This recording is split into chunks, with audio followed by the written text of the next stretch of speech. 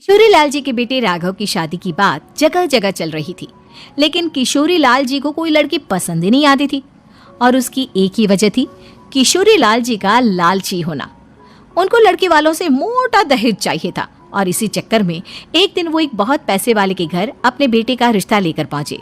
उस आदमी का नाम था ओम प्रकाश। देखे किशोरी लाल जी, मेरी एक ही बेटी है और मेरी सारी संपत्ति जायदाद सब कुछ मेरी बेटी नैना का ही है। पापा, नाम से लगता है बहुत खूबसूरत होगी। कितना अच्छा नाम है ना, नैना। ओ, वैसे बात तो सही है आपकी। अब इतना पैसा है, जमीन जायदाद है, इकलौती बेटी, आप भी क्या करेंगे? सब कुछ उसे ही देंगे ना। बिल्कुल ठीक पहचाना आपने। बस बेटी की शादी और सारी जायदाद उसके नाम। पापा, बिना देखे हाँ कर दीजिए ना। इतना अच्छा रिश्ता फिर कहाँ मिलेगा? माला माल हो जाएंगे हम। मैं अपनी बेटी को बुलाता हूँ। अरे नहीं नहीं नहीं नहीं, आपकी बेटी का नाम नैना है, सुनकर ही लगता है बहुत सुंदर होगी। रहने दीजिए अंकल, मैं तो आपकी बेटी के नाम से ही इतना खुश हो गया हूँ कि उसे बिना देखे शादी करने को तैयार हूँ। अब तो मैं उसका चेहरा सीधे शादी के बाद ही देखूंगा। और इस तरह राघव नैना का चेहरा नहीं देखता और उससे शादी कर लेता है। शादी के बाद अपनी सुहाग रात पर जब राघव नैना का घूंघट उठाकर देखता है तो नैना की आंखें बंद थी। कितनी खूबसूरत हो तुम नैना, जरा अपनी आंखें खोलकर मेरी तरफ देखो तो सही। नहीं, मुझे शर्म आती है। अरे, मैंने तुम्हें शादी से पहले भी नहीं देखा और अब अगर तुम आंखें खोलकर मुझे देखोगे भी नहीं तो मुझे अच्छा कैसे लगेगा?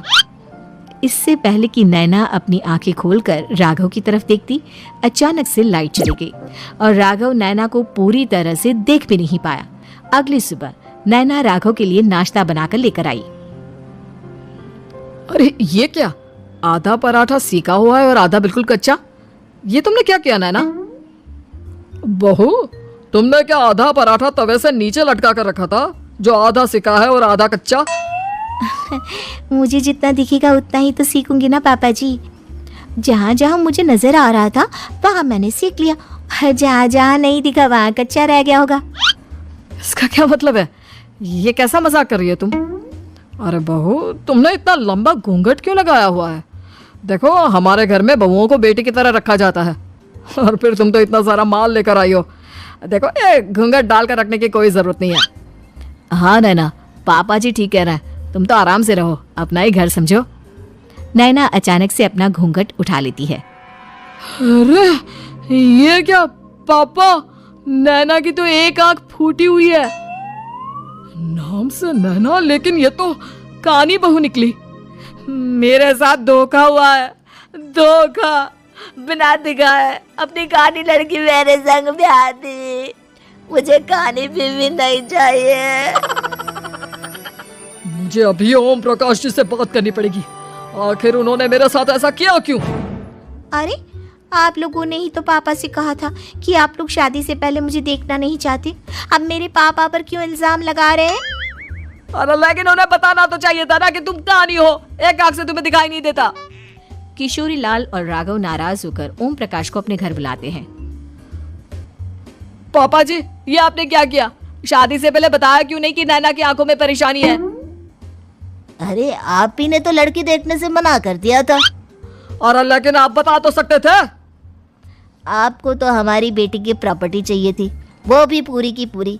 अब क्या हुआ अगर उसे आधा दिखाई देता है? प्रॉपर्टी तो आपको पूरी मिल गई ना। अरे ये क्या बात हुई? मेरी शादी प्रॉपर्टी से नहीं, आपकी बेटी से हुई है। अब ये तो पहले सोचना चाहिए था। तब तो मेरी प्रॉपर्टी देखकर तुम्हारी जुबान लप लपा रही थी। लेकिन मैं कानी लड़की को अपनी बीवी बनाकर नहीं रख सकता। पापा, कुछ करिए ना आप। हाँ, करता हूँ। देखिए ओम प्रकाश जी, आप हमारे साथ ऐसा नहीं कर सकते। और तुम देखो, अगर तुमने मेरी बेटी से शादी तोड़ी ना तो जो भी प्रॉपर्टी मैंने तुम्हें दी है वो तो पूरी की पूरी वापस ले ही लूंगा और आधी प्रॉपर्टी तुम्हारी भी लूंगा। अरे, मेरी आधी प्रॉपर्टी भला क्यों लेंगे आप? इसलिए क्योंकि मेरी बेटी को आधा नजर आता है और उसकी नजर अभी तक तुम्हारी आधी जायदाद पर ही पड़ी है। अब तुम उसे घर से निकालोगे तो कुछ तो लेकर जाएगी ना। और अगर हम आपकी बेटी को अपने घर की बहू बनाकर रखे तो? तो तुम्हारी पूरी प्रॉपर्टी तुम्हारी ही रहेगी, और जो मैंने तुम्हें दिया है ना उसमें से बस मैं आधा लेकर जाऊंगा। अरे लेकिन अब आप अपनी दी हुई प्रॉपर्टी में से आधी वापस क्यों लेकर जाएंगे? अगर मैं आपकी बेटी को अपनी पत्नी बनाकर रखने को तैयार हूं तो।